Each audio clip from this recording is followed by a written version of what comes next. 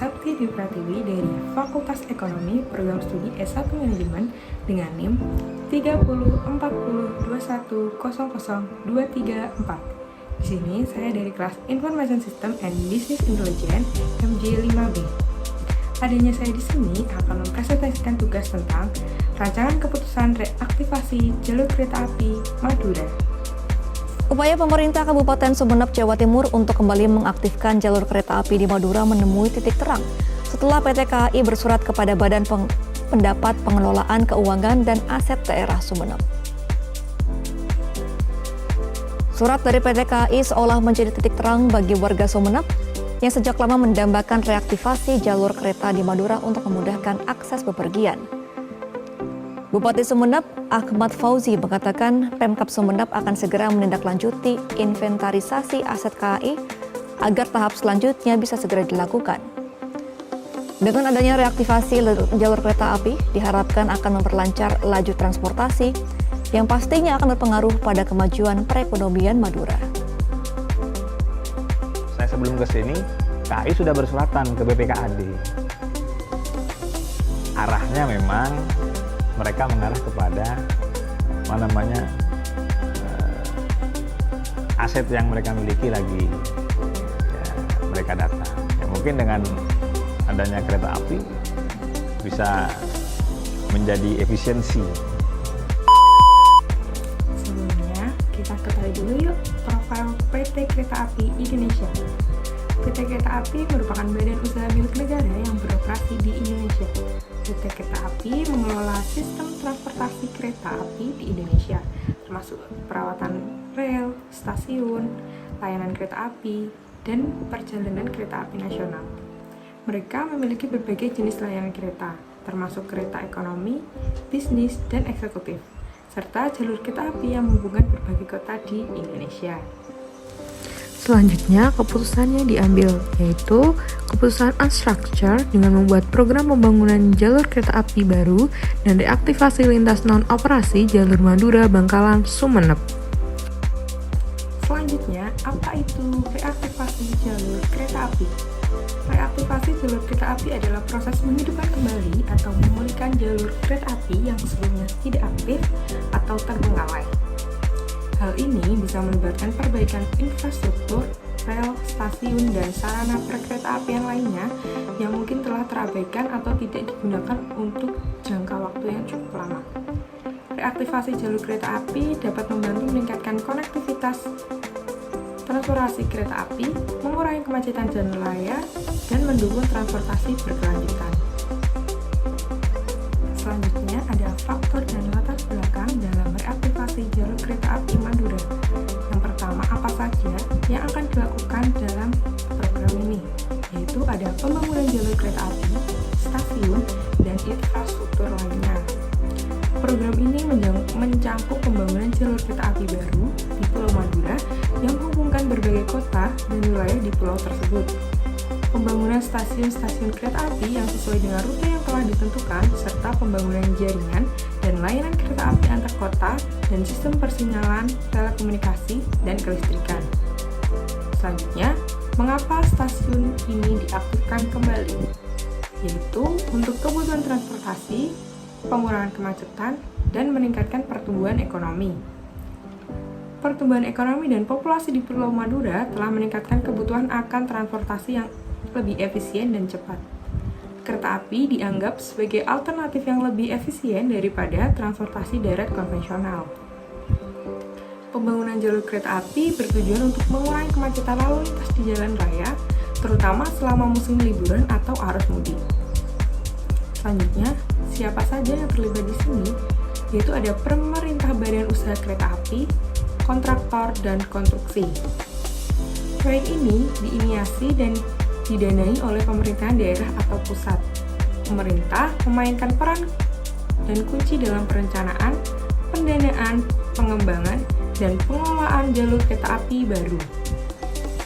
Badan usaha kereta api, perusahaan kereta api negara atau swasta yang diberi kewenangan untuk mengelola jalur kereta api. Kontraktor dan konstruksi bertanggung jawab untuk membangun jalur kereta api baru dan stasiun yang terkait. selanjutnya, bagaimana proses reaktivasinya? Yaitu dengan melakukan perencanaan, pendanaan, pembebasan lahan, dan operasional. Perencanaan program ini dimulai dengan studi kelayakan dan perencanaan yang komprehensif. Pendanaan proyek berasal dari anggaran pemerintah, pinjaman internasional, dan investasi swasta. Pembebasan lahan.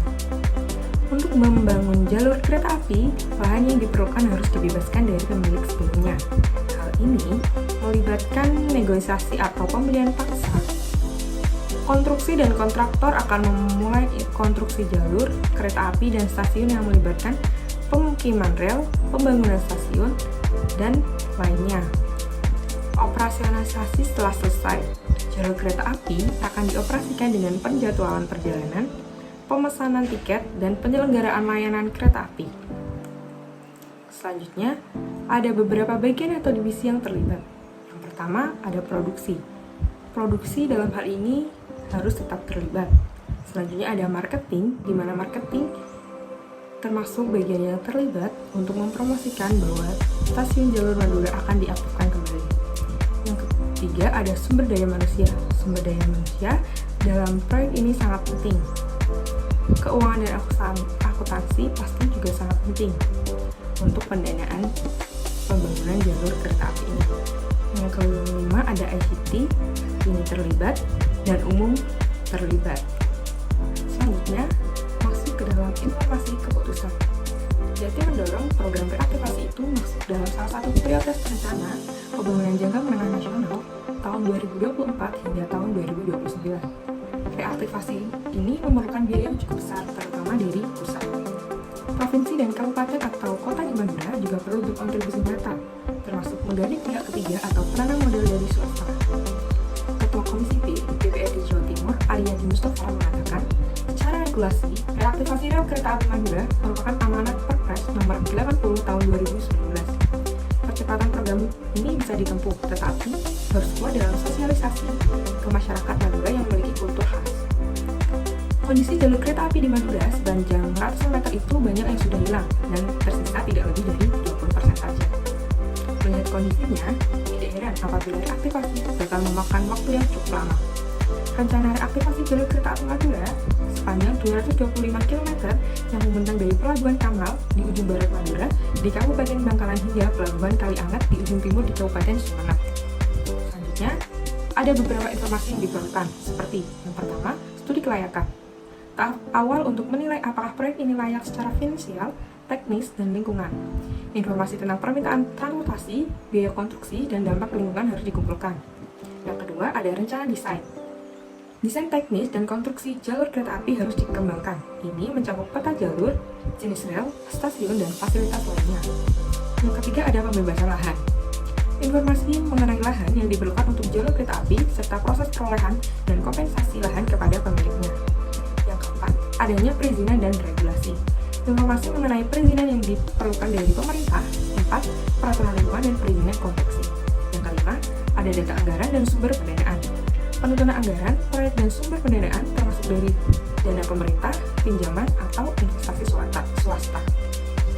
Selanjutnya ada rencana operasional yang melibatkan banyak pihak termasuk regulasi, konstruksi, operator kereta api, dan pemangku koordinasi serta informasi mengenai jadwal perjalanan, tarif, dan sistem manajemen operasional.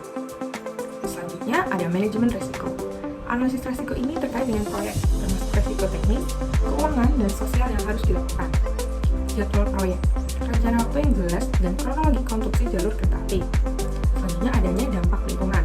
Evaluasi dampak lingkungan yang dilakukan sesuai dengan hukum dan regulasi yang berlaku. Penyediaan layanan wisata dengan memanfaatkan jalur-jalur existing untuk layanan kereta wisata yang menarik wisatawan. Yang terakhir, adanya kerjasama dengan pihak swasta. Membuka peluang kerjasama dengan pihak swasta untuk pembiayaan konstruksi atau operasional jalur kereta api baru atau yang sudah ada. Selanjutnya, ada tujuan reaktivasi kereta api Madura.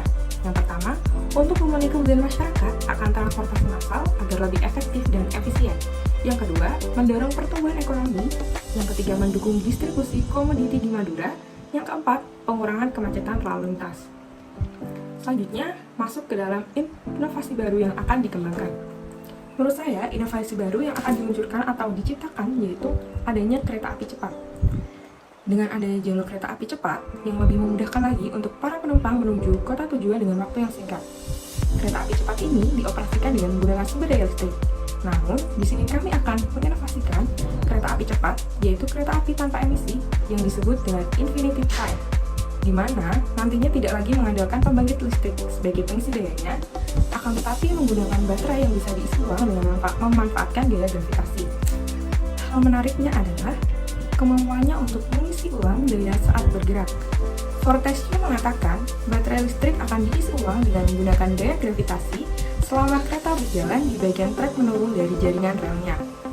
Kemajuan yang dihasilkan dari The Infinity Train dapat membantu menghilangkan kebutuhan untuk pembangkitan energi serta pengaturan infrastruktur pengisian yang mahal. Kesimpulan dari penjelasan berikut adalah pengaktifan kembali jalur kereta api Madura di jalur Bangkalan Sumeneb tujuannya untuk membantu para masyarakat dalam melakukan aktivitas seperti mengantar barang dan mengantarkan penumpang. Kereta api membawa manfaat bagi masyarakat yaitu meningkatkan konektivitas antar wilayah, mengurangi kemacetan, mendorong pertumbuhan ekonomi, serta memenuhi kebutuhan masyarakat dan transportasi yang efektif dan efisien. Dan dengan adanya inovasi baru, kereta api cepat memudahkan para penumpang untuk sampai tempat tujuan tepat waktu, membuat lalu lintas jalan raya lebih longgar dan bebas macet karena banyaknya masyarakat yang lebih memilih naik kereta api cepat, serta menghemat bahan bakar fosil dengan beralih ke sumber daya listrik yang terbarukan.